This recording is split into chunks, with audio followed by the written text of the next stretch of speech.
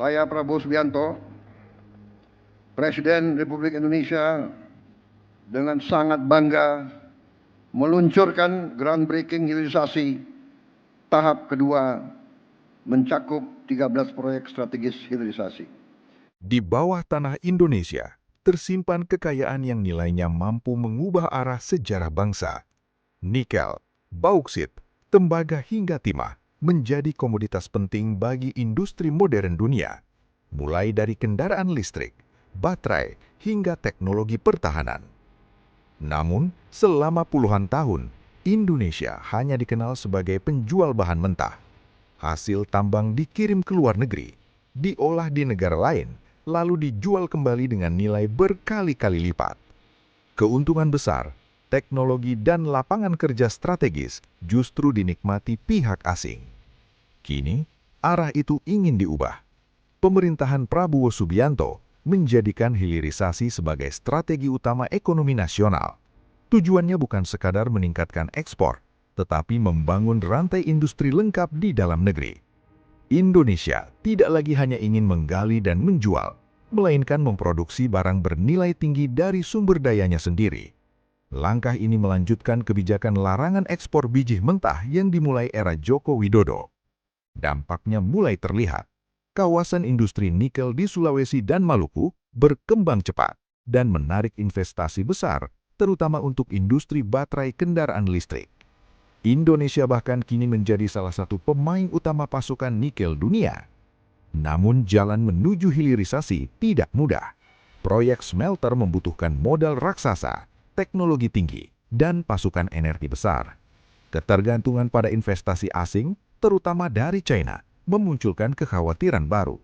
Di sisi lain, ekspansi tambang juga menuai kritik karena dianggap merusak lingkungan dan memicu konflik lahan. Meski penuh resiko, pemerintah melihat hilirisasi sebagai jalan menuju kemandirian ekonomi. Jika berhasil, Indonesia bisa keluar dari jebakan negara pengekspor bahan mentah dan berubah menjadi kekuatan industri baru Asia. Tetapi jika gagal, kekayaan alam hanya akan habis tanpa memberi perubahan besar bagi masa depan bangsa. Konsep hilirisasi sebenarnya bukan hal baru di Indonesia. Pemerintahan Joko Widodo telah memulai langkah besar sejak 2020 melalui larangan ekspor biji nikel mentah. Kebijakan ini dibuat untuk menghentikan praktek lama, menjual sumber daya alam dalam bentuk mentah dengan nilai murah. Pemerintah ingin investor membangun smelter dan industri pengolahan langsung di Indonesia agar nilai tambah, lapangan kerja, dan teknologi bisa tumbuh di dalam negeri. Langkah tersebut sempat menuai kritik keras. Banyak negara pengimpor nikel menilai kebijakan itu mengganggu rantai pasok global. Uni Eropa bahkan menggugat Indonesia di WTO karena dianggap melanggar aturan perdagangan internasional. Namun pemerintah tetap bertahan. Bagi Indonesia, hilirisasi dianggap sebagai bagian dari perjuangan membangun kedaulatan ekonomi nasional. Hasilnya mulai terlihat dalam beberapa tahun terakhir. Kawasan industri seperti Morowali di Sulawesi Tengah dan Weda Bay di Maluku Utara berkembang menjadi pusat pengolahan nikel terbesar di dunia. Puluhan smelter dibangun, investasi asing masuk dalam jumlah besar, dan ekspor produk olahan nikel meningkat tajam. Indonesia yang dulu hanya dikenal sebagai eksportir biji mentah, kini berubah menjadi pemain penting dalam rantai pasok baterai kendaraan listrik global. Namun, bagi Prabowo Subianto, hilirisasi tidak boleh berhenti pada nikel semata. Ia ingin memperluas strategi tersebut ke hampir seluruh sektor strategis nasional, mulai dari mineral dan tambang, pertanian, kelautan, energi, hingga industri pertahanan. Prabowo menilai Indonesia terlalu lama bergantung pada ekspor bahan mentah, sawit dijual mentah, hasil laut diekspor tanpa pengolahan maksimal, sementara keuntungan industri bernilai tinggi justru dinikmati negara lain. Karena itu, ia mendorong pembangunan industri dari hulu ke hilir agar Indonesia mampu memproduksi barang jadi sendiri dan memiliki daya saing global. Dalam berbagai pidato ekonomi dan forum investasi internasional, Prabowo berulang kali menegaskan bahwa kekayaan alam Indonesia harus diolah di dalam negeri. Menurutnya, negara kaya sumber daya tetapi lemah industri akan selalu bergantung pada teknologi, modal, dan pasar asing. Tujuan akhirnya bukan sekedar meningkatkan ekspor atau menarik investasi. Hilirisasi dipandang sebagai jalan untuk menciptakan kemandirian ekonomi nasional, memperkuat industri domestik, membuka jutaan lapangan kerja, dan meningkatkan posisi tawar Indonesia di tengah persaingan global yang semakin keras. Namun, jalan menuju hilirisasi tidak semudah slogan politik di atas podium. Di balik ambisi menjadikan Indonesia sebagai kekuatan industri baru, terdapat tantangan besar yang mulai terlihat sejak proyek-proyek pengolahan mineral dibangun dalam skala masif. Masalah pertama adalah kebutuhan modal yang sangat besar. Membangun smelter, pabrik pemurnian, industri baterai, hingga ekosistem kendaraan listrik membutuhkan investasi miliaran dolar dan teknologi tinggi. Indonesia belum sepenuhnya memiliki kemampuan finansial maupun teknologi untuk menjalankan semuanya sendiri. Karena itu, pemerintah membuka pintu lebar bagi investor asing, terutama dari China, yang memiliki modal, teknologi, dan pengalaman dalam industri pengolahan nikel. Dari sinilah, kritik mulai bermunculan. Banyak pengamat menilai, hilirisasi Indonesia berisiko menciptakan ketergantungan baru terhadap asing. Memang, kawasan industri seperti Morowali dan Weda Bay tumbuh sangat cepat. Produksi nikel olahan meningkat drastis, ekspor melonjak, dan ribuan tenaga kerja terserap. Namun, di balik pertumbuhan itu, sebagian besar teknologi utama, mesin industri, hingga tenaga ahli masih didominasi perusahaan luar negeri. Kondisi ini memunculkan pertanyaan penting. Apakah Indonesia benar-benar sedang membangun kemandirian industri, atau hanya menjadi lokasi produksi murah bagi kepentingan global?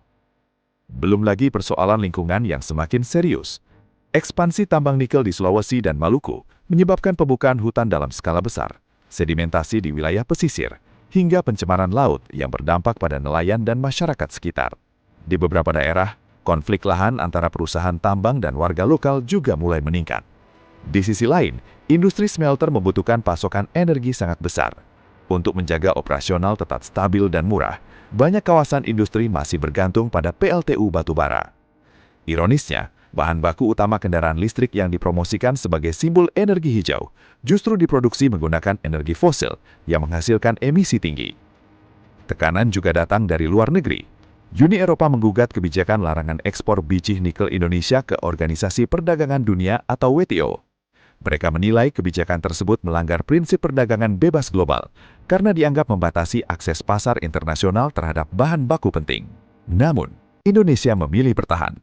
Pemerintah menilai, hilirisasi bukan sekedar kebijakan ekonomi biasa, melainkan strategi jangka panjang untuk menjaga kedaulatan nasional. Bagi pemerintah, jika negara-negara maju selama puluhan tahun melindungi industrinya sendiri demi kepentingan nasional, maka Indonesia juga berhak melakukan hal yang sama untuk mengamankan masa depan ekonominya. Di bawah kepemimpinan Prabowo Subianto, strategi hilirisasi diproyeksikan memasuki tahap yang jauh lebih ambisius.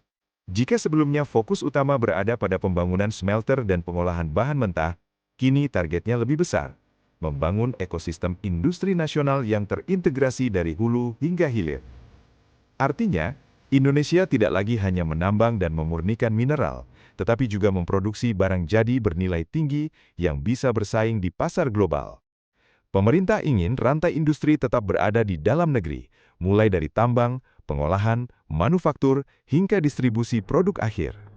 Dalam sektor nikel misalnya, Indonesia tidak ingin berhenti sebagai eksportir ferronikel atau bahan setengah jadi.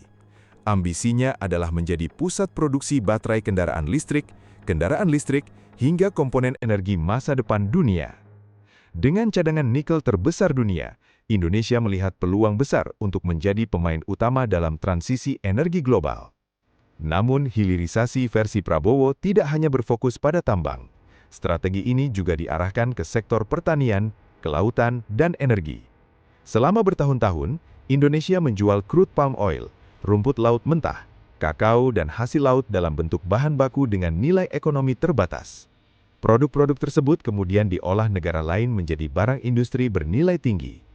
Karena itu, pemerintah ingin membangun industri pengolahan di dalam negeri agar Indonesia tidak terus kehilangan nilai tambah. Rumput laut misalnya tidak hanya diekspor mentah, tetapi diolah menjadi bahan farmasi, kosmetik, dan industri makanan.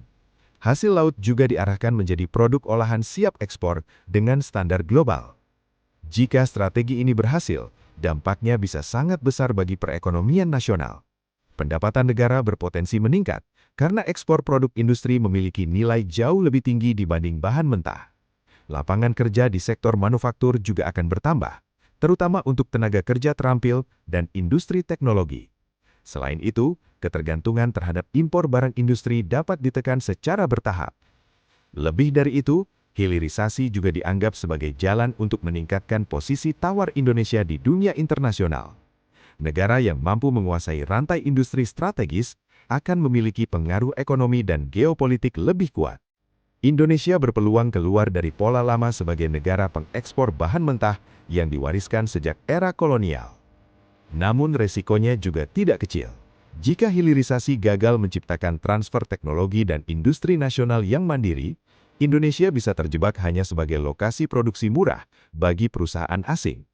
Sumber daya alam terus dieksploitasi, sementara teknologi, keuntungan besar, dan kendali industri jangka panjang tetap berada di tangan pihak luar. Hari ini, Indonesia sedang berdiri di persimpangan sejarah. Di satu sisi, negeri ini memiliki kekayaan alam luar biasa yang dibutuhkan dunia modern. Di sisi lain, Indonesia masih menghadapi tantangan lama. Bagaimana mengubah kekayaan sumber daya menjadi kekuatan industri yang benar-benar mandiri? Strategi hilirisasi yang didorong pemerintahan Prabowo Subianto bukan sekadar program ekonomi biasa. Ini adalah upaya besar untuk mengubah pola ekonomi Indonesia yang selama ratusan tahun bergantung pada ekspor bahan mentah. Dari era kolonial hingga modern, Indonesia terlalu sering berada di posisi sebagai pemasok bahan baku murah, sementara nilai tambah, teknologi, dan keuntungan terbesar dinikmati negara lain. Melalui hilirisasi, pemerintah ingin memutus pola tersebut. Indonesia tidak lagi hanya menjual nikel, bauksit, atau hasil laut mentah, tetapi membangun industri yang mampu menghasilkan produk bernilai tinggi di dalam negeri. Targetnya bukan hanya pertumbuhan ekonomi jangka pendek, melainkan menciptakan fondasi industrialisasi nasional yang kuat untuk puluhan tahun ke depan. Jika strategi ini berhasil, dampaknya bisa mengubah posisi Indonesia di dunia. Indonesia berpeluang menjadi kekuatan industri baru di kawasan Asia dan dunia berkembang. Negara yang bukan hanya kaya sumber daya alam, tetapi juga memiliki teknologi, manufaktur modern, dan pengaruh ekonomi global yang lebih besar. Lapangan kerja industri dapat meningkat, transfer teknologi bisa berkembang, dan ketergantungan terhadap impor perlahan berkurang. Namun risiko kegagalannya juga besar. Jika hilirisasi hanya bergantung pada modal asing tanpa membangun kemampuan industri nasional, Indonesia bisa kembali terjebak dalam pola lama dengan wajah baru. Sumber daya alam terus dieksploitasi, tetapi teknologi, keuntungan besar, dan kendali industri tetap berada di tangan pihak luar. Indonesia hanya menjadi tempat produksi, bukan pemilik kekuatan industrinya sendiri.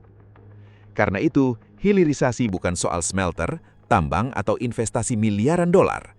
Ini adalah pertarungan menentukan arah masa depan ekonomi Indonesia. Apakah bangsa ini mampu naik kelas menjadi negara industri modern atau tetap menjadi pengekspor bahan mentah di tengah persaingan global yang semakin keras? Dan pada akhirnya, sejarah mungkin akan kembali mengajukan satu pertanyaan penting. Apakah Indonesia benar-benar mampu menguasai kekayaannya sendiri atau hanya menjadi penonton di tanah yang kaya raya?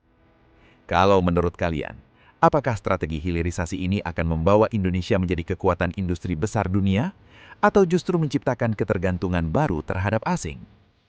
Tulis pendapat kalian di kolom komentar dan jangan lupa subscribe untuk mengikuti pembahasan geopolitik, ekonomi, dan sejarah dunia lainnya.